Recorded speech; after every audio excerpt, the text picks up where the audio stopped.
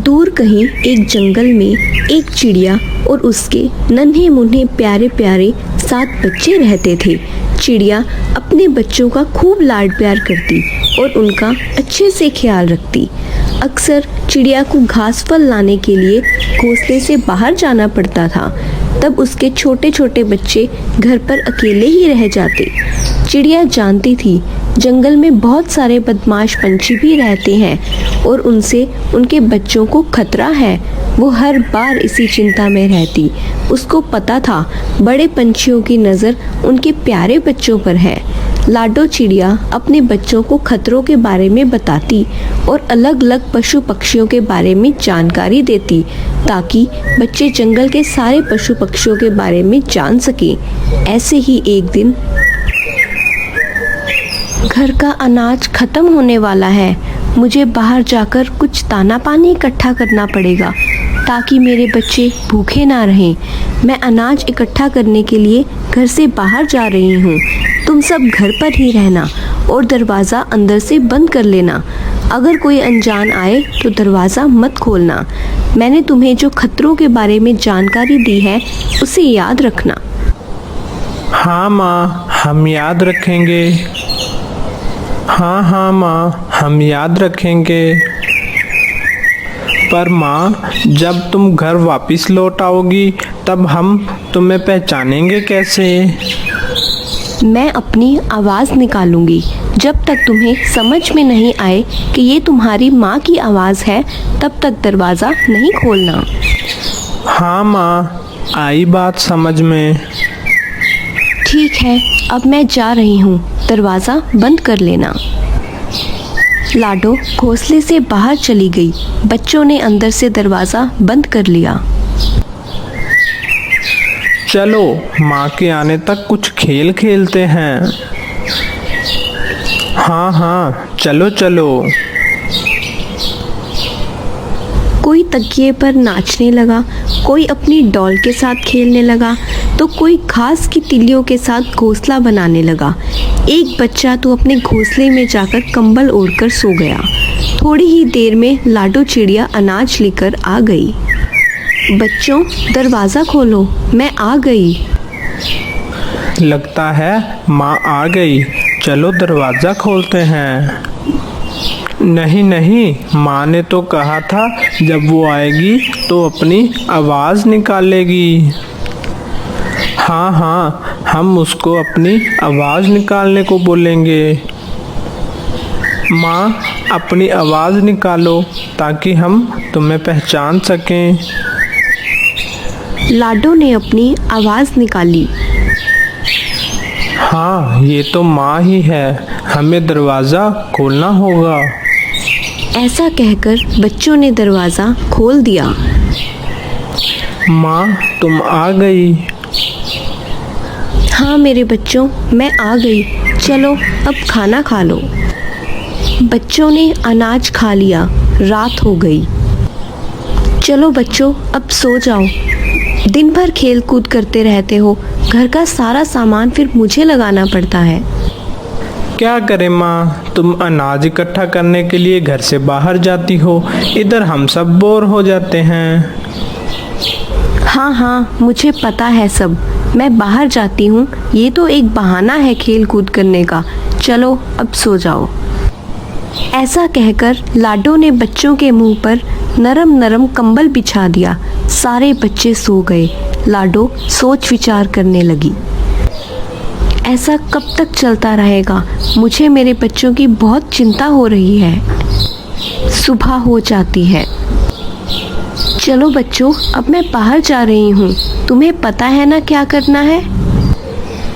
हाँ माँ, पता है। तुम हमारी चिंता मत करो। हम अंदर से दरवाज़ा लगा देंगे। जब तक तुम्हारी आवाज़ नहीं आती तब तक दरवाज़ा नहीं खोलेंगे। मेरे प्यारे होशियार बच्चे। ऐसा कहकर लाडो घर से बाहर चली गई। बच्चों ने दरवाज़ा बंद कर दिया।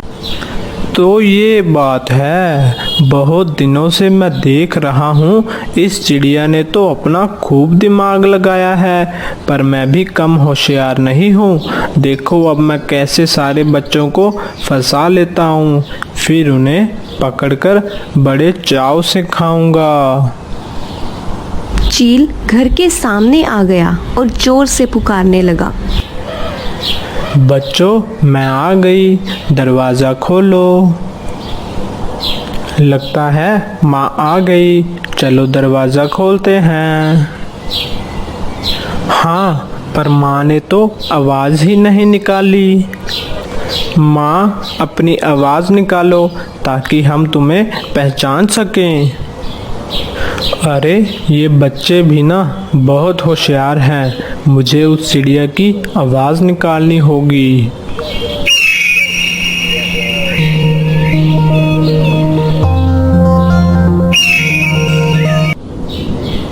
अरे नहीं, ये तो किसी और पंछी की आवाज़ लग रही है। हाँ हाँ, ये माँ नहीं है। तुम हमारी माँ नहीं हो, चले जाओ वापस, हम तुम्हारे झांसे में नहीं आने वाले। अरे ये बच्चे तो मुझसे भी ज़्यादा होशियार निकले। एक तो मुझे भूख लगी है और ऊपर से ये तेज़ बारिश भी शुरू हो गई। मैं एक काम करता हूँ, भूरे के पास चला जाता हूँ, भूरा कौवा मेरी अवश्य मदद करेगा। ऐसा कहकर चील भूरे कौवे के पास चला जाता है। भूरा कौवा अपने घोंसले में घोड़े बेचकर सो रहा था। भूरे, अरे ओ भूरे, ये ऐसे नहीं उठेगा। इसके मुंह पे अभी पानी डालता हूँ, तब ये नींद से उठेगा। चील भूरे के ऊपर बारिश का पानी डाल देता है। कौन है? किसने मुझे जगाने की हिम्मत की? अरे मैं हूँ तेरा दोस्त चील। क्या यार, ऐसे कौन उठाता है? क्या करूँ दोस्त, काम ही कुछ ऐसा है। ऐसा कौन सा काम है जो तूने मुझे इतनी मस्त नींद से उठाया? मैंने सुना था तुम्हें खाने में चिड़िया के बच्चे बहुत पसंद हैं। यार, पर क्या करें, आजकल की चिड़िया तो बहुत होशियार हो गई है, हाथ ही नहीं आती, ऐसे ही भूखे पेट सोना पड़ता है।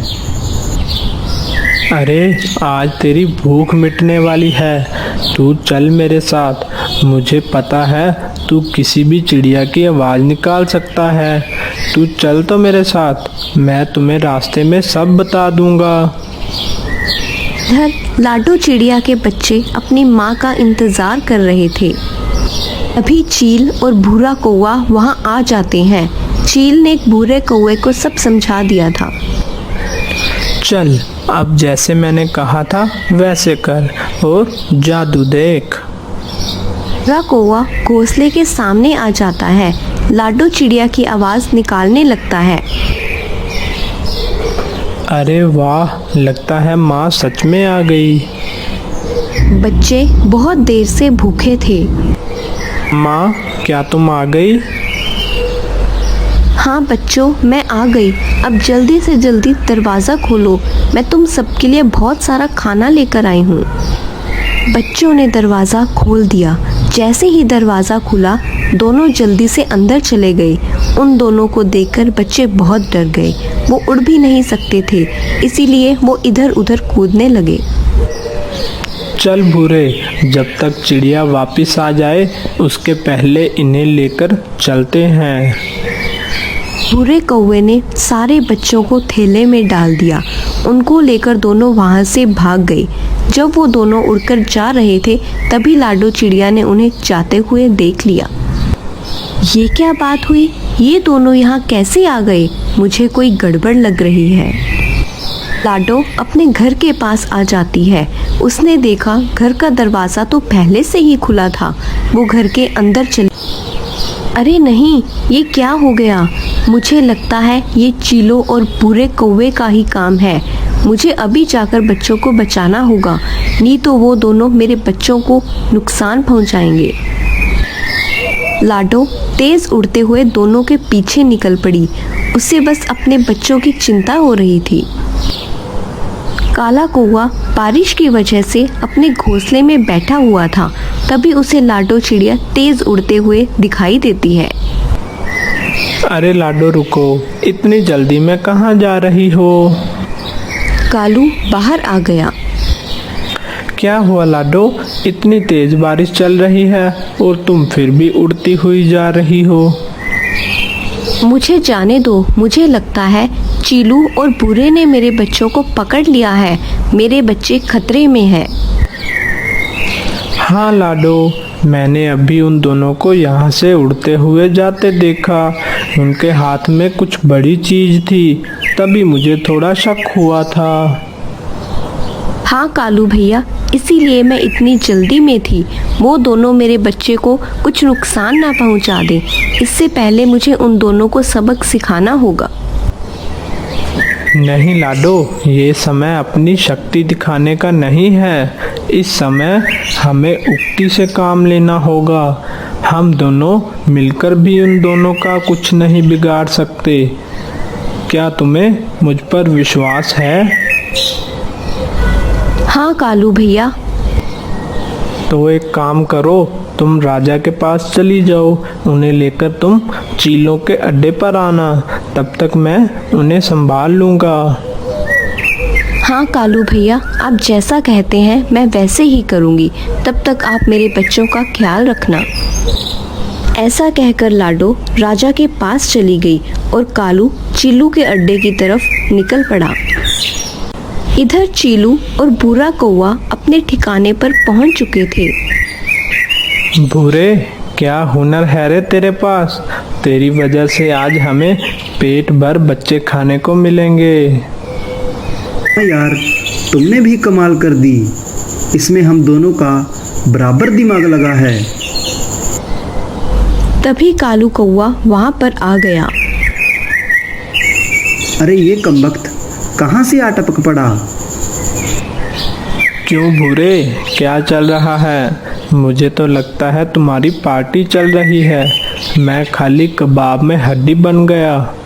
चलो यहाँ से निकलना ही बेहतर होगा, वरना तुम दोनों कहोगे बने बनाए घर में सांप घुस गया। हाँ ठीक ही कहा तूने, चला जा यहाँ से। हाँ हाँ, वैसे भी कौन रुकने वाला है यहाँ पर मेरे दिमाग में एक शंका थी, मुझसे रहा नहीं गया, इसलिए मैं पूछना चाहता हूँ। जो कहना चाहते हो साफ साफ कहो।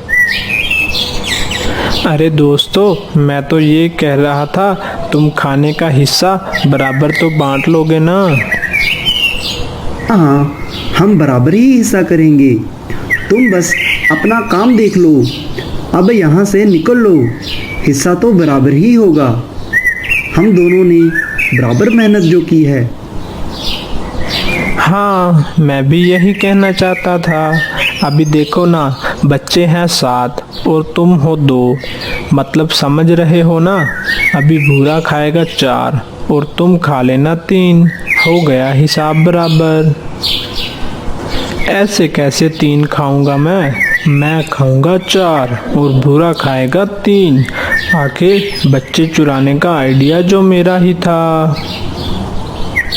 हाँ, आइडिया तो तुम्हारा ही था, पर सारी मेहनत मैंने अकेले ही की है। इसलिए मैं खाऊंगा 4 और तुम 3 खाना। अगर मैं तुम्हें बच्चों के बारे में नहीं बताता तो तुम क्या मक्खी पकड़ते? मैं खाऊंगा 4 और तुम खाना 3। पर चिल्लू भाई, तुमसे ज़्यादा मेहनत तो भूरे ने ही की है, इसलिए ज़्यादा हिस्सा उसी को मिलना चाहिए। मुझे पता था तुम उसकी ही साइड लोगे, आखिर तुम्हारा भाई जो है। अब तुम दोनों मुझे गुस्सा दिला रहे हो। अगर मेरा दिमाग घूम गया तो ये सारे बच्चे मैं अकेला ही खा जाऊंगा, तो मैं इनको सूंघने तक नहीं दूंगा। कालू उन दोनों को अपनी बातों में फंसा रहा था। तब तक लाडो ने इधर राजा जी को सारी बात बता दी। राजा जी तुरंत सिपाही लेकर लाडो के पीछे निकल पड़े। बूढ़ा आखिर एक कौवा ही था, उसे कालू की थोड़ी थोड़ी बात समझ में आने लग गई थी, इसलिए उसने एक तरकीब निकाली। ऐसा झगड़ा करके हमें कुछ नहीं मिलने वाला। हम एक काम करते हैं, एक बच्चा हम कालू को दे देंगे। हम दोनों 3-3 बच्चे खा लेंगे। आखिर कालू ने हमें देख जो लिया है। एक बच्चे के बदले हम इसे चुप रहने को बोलेंगे। वो भी खुश और हम भी खुश। अरे हाँ, ये बात मेरे दिमाग में कैसे नहीं आई। दिमाग हो तो आएगी ना। क्या क्या कहा तूने? अरे कुछ नहीं, मैं कह रहा था एक बच्चे से मेरा क्या होगा, मैं तो सारे बच्चे लूँगा। तुम्हारा दिमाग तो ठिकाने पर है ना? ये तुम क्या बकवास कर रहे हो? अरे मैं बकवास नहीं कर रहा, सच बोल रहा हूँ। क्या तुम्हें पता नहीं चला कि मैं तुम दोनों को अपनी बातों में फंसा रहा हूँ? क्या तुम क्या बोल रहे हो? उधर देखो ऊपर, सब समझ में आ जाएगा। चीलू और भूरे ने जब ऊपर देखा तो राजा और उसके सिपाही उनकी तरफ आ रहे थे। कालू, हमें फंसाकर तुमने अच्छा नहीं किया, तुम्हें इसका अंजाम भुगतना ही पड़ेगा। राजा के सिपाहियों ने उन दोनों को पकड़ लिया। तुम दोनों ने चिड़िया के बच्चों को चुरा कर बड़ा अपराध किया है। तुम दोनों को मैं काल कोठरी में बंद करवाने का आदेश देता हूँ। सिपाही पंछी उन दोनों को लेकर चले गए। तुमने अपनी चतुराई की वजह से चिड़िया के बच्चों की जान बचा ली। हम तुम्हारे शुक्रगुजार हैं और बख्शीश के तौर पर तुम्हें नया घर देने की घोषणा करते हैं। कालू भैया, तुमने मेरे बच्चों की जान बचा ली। मैं इसका एहसान जिंदगी भर नहीं भूल सकती। ऐसे नहीं चलेगा लाडो, तुम्हें मुझे गाना सिखाना होगा। नहीं कालू भैया, वो छोड़ो, मैं कुछ भी सिखा सकती हूँ। अरे मैं तो मजाक कर रहा था, मैं तो पहले से ही अच्छा सिंगर जो हूँ। एक बार की बात है, एक जंगल में एक चिड़िया और एक चिड़ा रहते थे। वो चिड़िया और चिड़ा बहुत ही समझदार थे।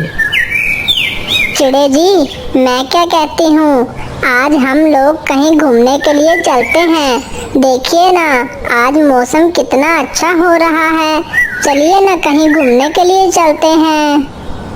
अरे पर जाएंगे कहाँ घूमने के लिए, ये तो बताओ। चलो चिड़े जी, चलो कहीं दूसरे जंगल में घूमकर आते हैं, बड़ा ही मजा आएगा। हाँ हाँ ठीक है, चलते हैं।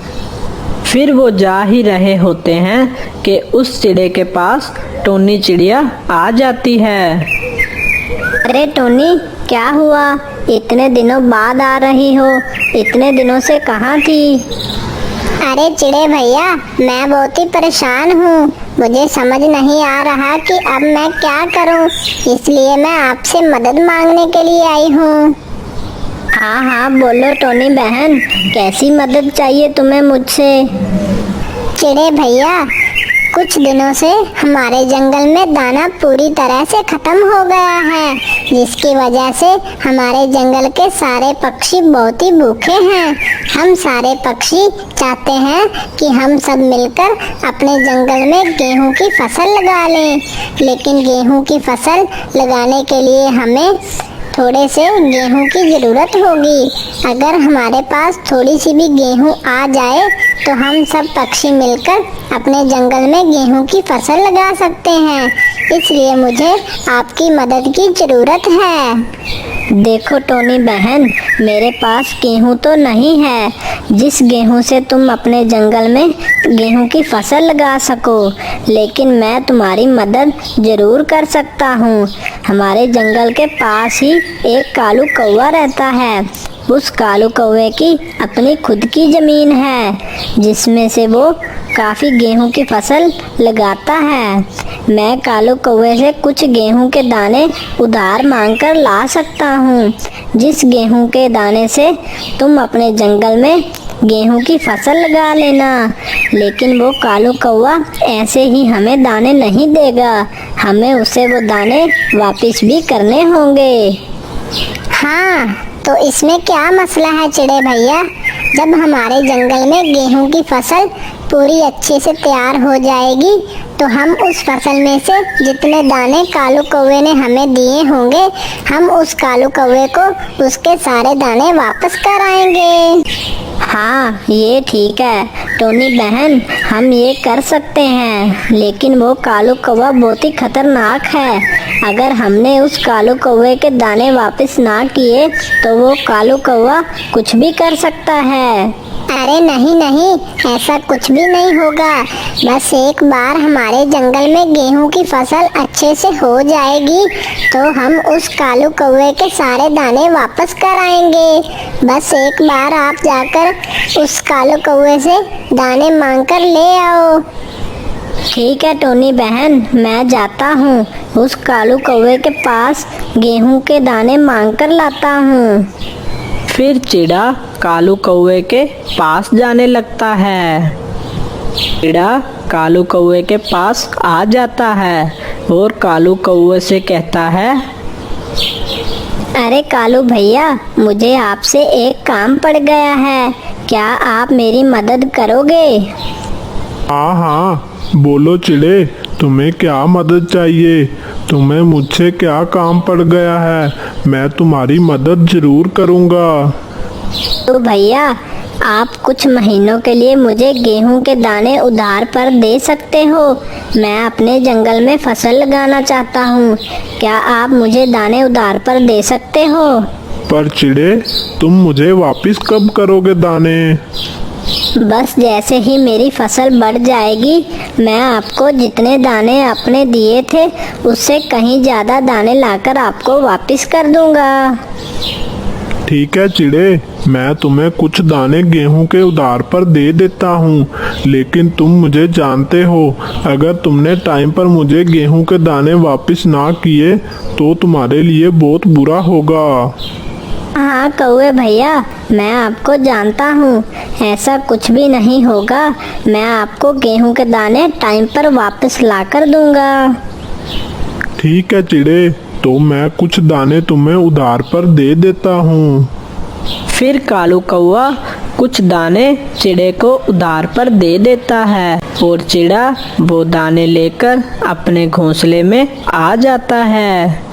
ये लो टोनी बहन, मैं तुम्हारे लिए कुछ गेहूं के दाने उधार पर ले आया हूँ।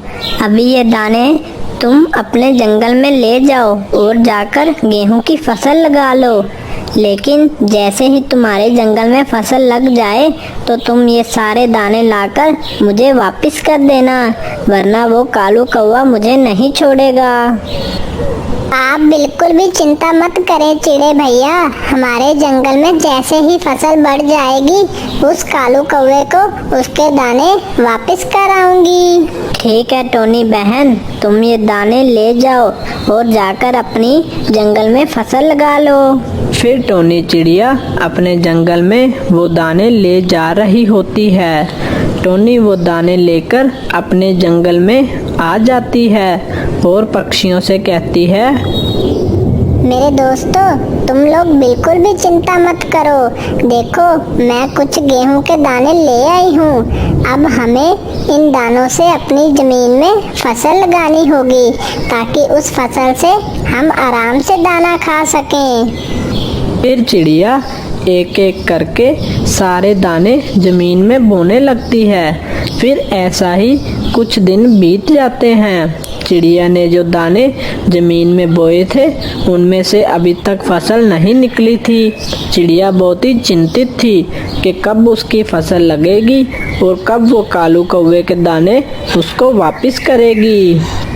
जल्दी से जमीन में फसल निकल आए और मैं जाकर उस कालू कौवे के सारे दाने उसको वापस कर दूं, वरना वो कालू कौवा हमारे साथ बहुत ही बुरा करेगा। फिर ऐसे ही कुछ दिन और बीत जाते हैं, लेकिन उस जमीन में अभी तक गेहूं की फसल नहीं लगी थी। ये फसल तो निकलने का नाम ही नहीं ले रही। अब मैं क्या करूं? मुझे तो लग रहा है जब बारिश होगी तो बारिश के बाद ही जमीन में से गेहूं की फसल निकलेगी, लेकिन बारिश है कि होने का नाम ही नहीं ले रही। वहीं कालू कौवा भी बहुत ही गुस्से में बैठा होता है, क्योंकि चिड़े ने उस कालू कौवे से जितने दिन का वादा किया था अब उतने दिन हो चुके थे, लेकिन उस चिड़े ने अभी तक कालू कौवे के दाने वापस नहीं किए होते। अरे इस चिड़े ने तो अभी तक मुझे दाने वापस नहीं किए, पता नहीं कब करेगा। मैं अब इस चिड़े को नहीं छोड़ूंगा। मैंने उसको पहले ही बोल दिया था कि अगर इसने मुझे टाइम पर दाने वापस ना किए तो मैं इसके साथ बहुत बुरा करूंगा। अब तो इसकी खैर नहीं। फिर कालू कौवा बहुत ही गुस्से में उस चिड़े के घोंसले में आ जाता है। ऐ चिड़े, तुमने अभी तक मुझे मेरे दाने वापस नहीं किए। तुम मेरे दाने कब वापस करोगे? मैंने तुम्हें जितने दिन का टाइम दिया था उतने दिन अब बीत चुके हैं। अब मैं तुम्हें नहीं छोड़ूंगा। मैंने तुम्हें पहले ही बोल दिया था कि अगर तुमने मेरे दाने टाइम पर वापस ना किए तो मैं तुम्हें नहीं छोड़ूंगा। अब तो तुम्हारी खैर नहीं। अरे चिड़े जी, चिड़िया बहन ने तो अभी तक वो गेहूं के दाने इस काले कौवे को वापस नहीं किए। अब क्या होगा? कालू कौवा तो बहुत ही गुस्से में लग रहा है। अरे कालू भैया, आप गुस्सा क्यों करते हो? मैं आपको कुछ दिनों में आपके गेहूं के दाने वापस कर दूंगा। आप मुझे कुछ दिनों का समय दे दो, मैं आपको जरूर आपके दाने वापस कर दूंगा। अरे नहीं, अब तो मैं तुम्हें एक भी दिन का टाइम नहीं दूंगा। अब मैं तुम्हें नहीं छोड़ूंगा, क्योंकि मैं टाइम का बहुत ही पक्का हूँ। तुमने मुझे अब तक दाने वापस नहीं किए, अब मैं तुम्हें बिल्कुल भी नहीं छोड़ूंगा। देखो चिड़िया बहन, मैं इस चिड़े को अपने साथ ले जा रहा हूँ। जब तक तुम मेरे गेहूं के दाने वापस नहीं करोगी, मैं इस चिड़े को नहीं छोड़ूंगा। कालू कौवा उस चिड़े को अपने पंजों में फंसाकर अपने साथ ले जा रहा होता है। कालू कौवा उस चिड़े को पेड़ से उल्टा लटका देता है। ऐ चिड़े, अब से तुम यहीं उल्टे लटके रहोगे जब तक तुम्हारी पत्नी मुझे मेरे गेहूं के दाने वापस नहीं करेगी, तब तक तुम यहीं लटके रहोगे। अरे अब मैं क्या करूं? ये कालू कौवा तो मेरे चिड़े जी को अपने साथ ले गया। पता नहीं ये कालू कौवा चिड़े जी के साथ क्या करेगा। अब मुझे कुछ तो करना ही होगा। किसी तरह भी कालू कौवे के गेहूं के दाने उसको वापस करने होंगे, तभी वो चिड़े जी को छोड़ेगा। चिड़िया टोनी चिड़िया के पास जाने लगती है। फिर वो चिड़िया टोनी चिड़िया के पास आ जाती है और टोनी चिड़िया से कहती है, अरे टोनी बहन, आपने अभी तक उस कालू कौवे के गेहूं के दाने वापस नहीं किए, जिसकी वजह से वो कालू कौवा चिड़े जी को अपने साथ ले गया है। पता नहीं वो कालू कौवा चिड़े जी के साथ क्या करेगा। अरे ये क्या कह रही हो? वो कालू कौवा चिड़े भैया को अपने साथ क्यों ले गया? अरे अब मैं क्या करूं? अरे करना क्या है? तुम जल्दी से उस कालू कौवे के गेहूं के दाने वापस करो, तभी वो चिड़े जी को छोड़ेगा। अरे वो दाने तो मैंने जमीन में बो दिए हैं और उस जमीन से अभी तक गेहूं की फसल नहीं निकली है। पता नहीं कब फसल निकलेगी। अरे चिड़िया बहन, कितने सालों से इस जंगल में बारिश नहीं हुई है। अगर एक बार बारिश हो जाए तो जल्दी से फसल निकल जाएगी और हम उस कालू कौवे के सारे दाने वापस कर देंगे और वो कालू कौवा चिड़े भैया को जल्दी से छोड़ देगा। हाँ, पर हम बारिश कैसे करवाएं? इसके लिए तो हमें बादल भैया के पास जाना होगा। आखिर बादल भैया ही बारिश कर सकते हैं। हाँ चिड़िया बहन, चलो चलते हैं। बादल भैया हमें पहाड़ियों के किनारे पर मिलेंगे। हम उनसे वहीं चलकर मिलते हैं। दोनों चिड़िया बादल के पास जाने लगती हैं। फिर दोनों चिड़िया बादल के पास आ जाती हैं और कहती हैं, बादल भैया, कृपा करके आप हमारी मदद कीजिए। हमारे जंगल में कई सालों से बारिश नहीं हुई है, जिसकी वजह से जमीन में फसल नहीं निकल रही है। अगर आप हमारे जंगल में चलकर बारिश कर दें तो हमारी फसल जल्दी से निकल जाएगी। ठीक है चिड़िया बहन, चलता हूँ तुम्हारे साथ। वैसे भी मैंने तुम्हारे जंगल में कई साल से बारिश नहीं की है, तो आज चलकर कर देता हूँ। फिर वो चिड़िया बादल को अपने साथ ले जाती है और 2-3 बादल मिलकर उस जंगल में बारिश शुरू कर देते हैं, जिसकी वजह से ज़मीन को भी काफ़ी अच्छा पानी मिल जाता है। बारिश रुकने के बाद उस जंगल में काफ़ी अच्छी गेहूं की फसल हो जाती है। टोनी चिड़िया बहुत ही खुश हो जाती है। टोनी चिड़िया उस कालू कौवे का जितने भी दाने थे वो सारे दाने लौटाने जा रही होती है, ताकि वो कालू कौवा उस चिड़े को छोड़ दे। फिर टोनी चिड़िया कालू कौवे को उसके सारे दाने लौटा देती है। कालू कौवा उस चिड़े को आज़ाद कर देता है और चिड़िया खुशी खुशी रहने लगते हैं। वहीं उस जंगल में सारे पक्षी भी खुशी खुशी रहने लगते हैं, क्योंकि उस जंगल में उन्हें दाने की अब बिल्कुल भी कमी नहीं थी। इस कहानी से हमें ये सीख मिलती है कि अगर हम कभी भी किसी से उधार लें तो हमें उसके टाइम पर वापस कर देनी चाहिए, वरना ऐसे ही होता है। अगर आपको हमारी स्टोरी अच्छी लगी तो चैनल को सब्सक्राइब करना मत भूलिएगा।